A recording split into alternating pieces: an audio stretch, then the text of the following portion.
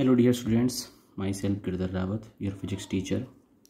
प्यारे विद्यार्थियों, जैसा कि हम पिछले वीडियो लेक्चर्स में पढ़ चुके हैं इलेक्ट्रिक चार्जेस के बारे में, इलेक्ट्रिक फील्ड्स के बारे में। और इलेक्ट्रिक फील्ड जो जनरेट होता है वो चार्जेस से ही जनरेट होता है। इलेक्ट्रिक फील्ड चार्ज पर डिपेंड करता है, वो स्ट्रॉन्ग होगा या वीक होगा, और साथ में डिस्टेंस पर कि कितनी दूर से हम उस फील्ड को इमेजिन कर रहे हैं, वो फील्ड क्या होगा। जैसे जैसे हम चार्ज पार्टिकल से दूर जाते हैं उसका फील्ड वीक पड़ता चला जाता है, और उसी फील्ड में जो अनदर चार्ज पार्टिकल होगा उस पर फोर्स भी वेरी करते रहते हैं, कहीं पे कम कहीं पे ज़्यादा।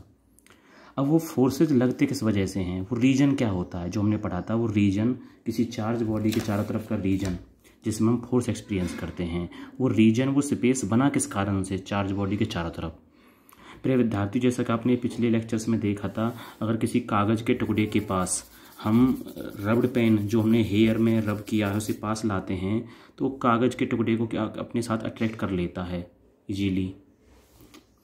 अब ये पेन इस कागज़ के टुकड़े को अट्रैक्ट क्यों कर रहा है? क्योंकि इस चार्ज पार्टिकल के चारों तरफ एक रीजन बनता है, एक स्पेस बनता है। जब उस रीजन में एक कागज़ का टुकड़ा आता है तो उसकी तरफ अट्रैक्ट हो जाता है। अब वो रीजन बना किस कारण से? उस रीजन में कुछ लाइन्स होती हैं जो इमेजिनरी होती हैं, उन्हें हम देख नहीं सकते। उन्हीं इमेजिनरी लाइन्स को हम क्या बोलते हैं?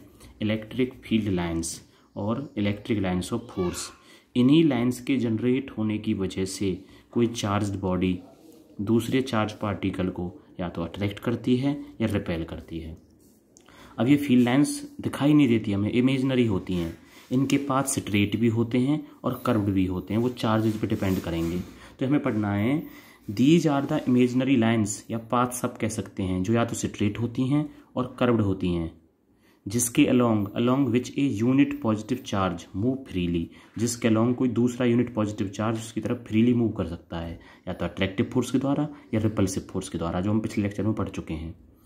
बट ये जो इलेक्ट्रिक फील्ड लाइन्स होती हैं इनकी कुछ प्रॉपर्टीज होती हैं, इनका नेचर क्या होता है, तो हमें पढ़ना है properties of electric field lines. पहली बात, जो फील्ड लाइन्स होती हैं, हमने कुछ डायग्राम्स दिखाए हैं यहाँ पे, जो सारे कॉन्सेप्ट फेराडे ने समझाए थे कि फील्ड लाइन्स जो होती हैं, एक तो ये कंटिन्यूस कर्व्स होती हैं। कुछ बुक्स में आपको, पुरानी बुक्स में एक डिसकंटिन्यूस वर्ड लिखा होगा। डिसकंटिन्यूस इसलिए कहा था क्योंकि इसमें ये माना गया था जो इलेक्ट्रिक फील्ड लाइन्स होती हैं पॉजिटिव के लिए आउटवर्ड होती हैं, डायरेक्टेड आउटवर्ड, और नेगेटिव के लिए होती हैं डायरेक्टेड इनवर्ड, जिन्हें हम मानते हैं पॉजिटिव से स्टार्ट होती हैं और नेगेटिव पे एंड हो जाती हैं, इसलिए इन्हें डिसकंटिन्यूस माना गया था। लेकिन इनकी डेफिनेशन अब चेंज है, जिसमें आपको ने क्या बोला गया है? Continuous curves. अब कंटिन्यूस कर्व्स इन्हें क्यों बोला गया है?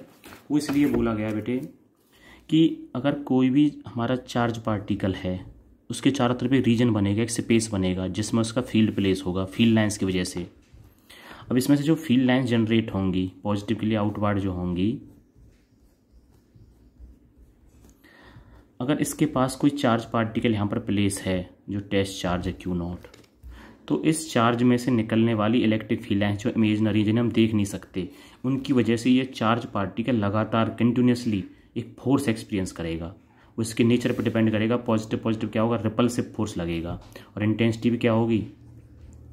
ई वेक्टर आउटवर्ड की तरफ। तो ये टेस्ट चार्ज इसके पास रखे हुए फील्ड में लगातार फोर्स एक्सपीरियंस करता है, और कंटिन्यूसली फोर्स एक्सपीरियंस करने की वजह से जो यहाँ पे कर्व्स बनती हैं, इलेक्ट्रिक फील्ड लाइन्स बनती हैं, वो क्या मानी गई? कंटिन्यूस। और पहले माना गया था पॉजिटिव से आउटवर्ड होती हैं, नेगेटिव से इनवर्ड होती हैं, इसलिए इनका नाम क्या दिया गया था? डिसकंटिन्यूस। पॉजिटिव से नेगेटिव, लेकिन नेगेटिव से पॉजिटिव नहीं आती, इसलिए इन्हें डिसकंटिन्यूस बोला था। लेकिन अब न्यू बुक्स में आपको मिलेगा कंटिन्यूस फंक्शन, कंटिन्यूस कर्व्स। दूसरा है and don't form close loops. ये क्लोज लूप्स नहीं बनाती। क्लोज लूप्स तब बनाती जब पॉजिटिव से नेगेटिव जाती और नेगेटिव से वापस पॉजिटिव पर आती। दूसरा, no two electric lines of force can cross intersect each other. दो इलेक्ट्रिक फील्ड लाइन्स जो भी होती हैं वो एक दूसरे को क्रॉस नहीं करती। हमने पीछे पढ़ा था एक टर्म कि E proportional to 1/r²। R पर डिपेंड करती है आपकी E की value, inversely proportional to the square of distance. अगर किसी एक पॉइंट की बात करते हैं जहाँ जिस पॉइंट पर डिस्टेंस बराबर है, एक पॉइंट पर डिस्टेंस बराबर होगी तो इंटेंसिटी भी एक ही होगी, तो हम कह सकते हैं एक पॉइंट पर एक ही इंटेंसिटी पॉसिबल है। अगर फील्ड लाइन्स एक ही पॉइंट से निकल रही हैं यहाँ से, और एक कट करती जा रही हैं यहाँ से पॉइंट से, इस तरह से अब एक पॉइंट पर कट कर रही हैं, तो यहाँ से जो डिस्टेंस है वो तो बराबर हो गई, डिस्टेंस बराबर तो इंटेंसिटी एक होनी चाहिए, लेकिन यहाँ पे दो इंटेंसिटी शो होंगी E1 और E2, जो पॉसिबल नहीं है। तो हम कह सकते हैं two electric field lines never cross each other, आपस में वो कट नहीं करती। ये हम पढ़ चुके हैं कि जो डायरेक्शंस ली गई थी पॉजिटिव के लिए आउटवर्ड, जो आप पिछले लेक्चर में पढ़ चुके हैं जब सोर्स चार्ज पॉजिटिव लिया था, टेस्ट चार्ज भी पॉजिटिव लिया था, डायरेक्शन क्या थी आउटवर्ड, जो हमने कहा था कन्वेंशनली ली गई हैं। और नेगेटिव सोर्स चार्ज के लिए टेस्ट चार्ज हमने सिर्फ पॉजिटिव लिया, डायरेक्शन क्या थी इनवर्ड। तो पॉजिटिव सोर्स चार्ज के लिए डायरेक्शन होती है आउटवर्ड फील्ड लाइन्स की, और नेगेटिव डायरेक्शन क्या होती है इनवर्ड। नेक्स्ट है very term, electric field lines जो निकलती हैं सरफेस से के किसी भी पॉइंट से, हर पॉइंट पे उनका जो एंगल होता है वो क्या होता है परपेंडिकुलर, 90 डिग्री एंगल बनाती हैं हर पॉइंट पे, जिसे आप इस तरह देख सकते हैं। अगर ये सरफेस है चार्ज पार्टिकल का, तो हर पॉइंट पे जो एंगल बनेगा वो क्या बनेगा फील्ड लाइन्स का 90 डिग्री बनाएगा, परपेंडिकुलर होगा हर पॉइंट पे एंगल, हर पॉइंट पे क्या होगा परपेंडिकुलर होंगी लाइन्स। तो हम कह सकते हैं electric field lines are always perpendicular. उन्हें हम इस तरह नहीं दिखा सकते, अब यहाँ पे एंगल 90 नहीं है तो ये पॉसिबल नहीं होगी। नेक्स्ट है these can not pass through the charge conductor, charge conductor में से ये लाइन्स पास नहीं हो सकती, सिर्फ चार्ज बॉडी के बाहर जाती हैं या उस चार्ज बॉडी तक प्लेस होती हैं। जैसे आपने यहाँ दिखाया है चार्ज बॉडी से आउटवर्ड जा रही हैं और चार्ज बॉडी तक प्लेस हैं, चार्ज बॉडी के अंदर ये इंटर नहीं करती। नेक्स्ट पॉइंट आपका these lines contract length wise, ये चार्ज अनलाइक चार्जेस के लिए ये लाइंस जो होती हैं लेंथ वाइज कॉन्ट्रैक्ट करती हैं। और लेंथ वाइज का मीन होता है कि जो फील्ड लाइंस होती हैं, ये जो दिखाया गया है पॉजिटिव और नेगेटिव अनलाइक चार्जेज हैं, तो लेंथ वाइज कॉन्ट्रैक्ट का मीन है कि जो लाइन इन चार्जेज को ज्वाइन कराती है, लाइन ज्वाइनिंग द तीन चार्जेज, लाइन जो दिखा रही हैं चार्जेज को ज्वाइन कर रही हैं वो लेस स्पेस्ड होती हैं, लेस स्पेस्ड, और लेस स्पेस्ड का मतलब होता है लेंथ वाइज।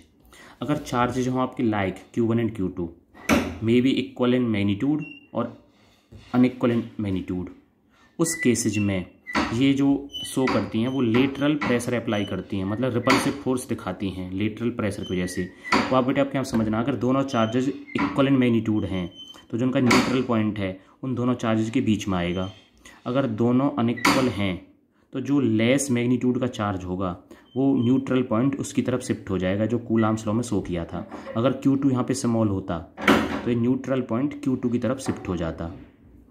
ये आप ऊपर देख चुके हैं, these are imaginary lines of force, imaginary lines होती हैं।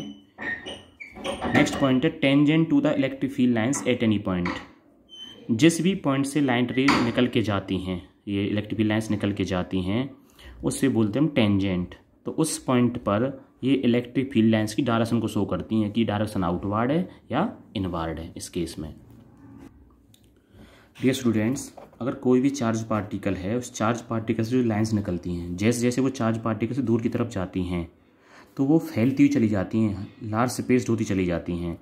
तो जैसे हम पढ़ चुके हैं E प्रोपोर्शनल टू 1/r² होता है, तो जो जहाँ पे हम नज़दीक होते हैं वहाँ पे लाइंस होती हैं, वहाँ पे डेंसिटी क्या होती है ज़्यादा, फील्ड लाइंस क्लोज होती हैं। जब दूर जाते हैं तो फील्ड लाइंस क्या होती हैं लार्ज स्पेस्ड होती हैं, तो वहाँ पे फील्ड क्या होता है वीक।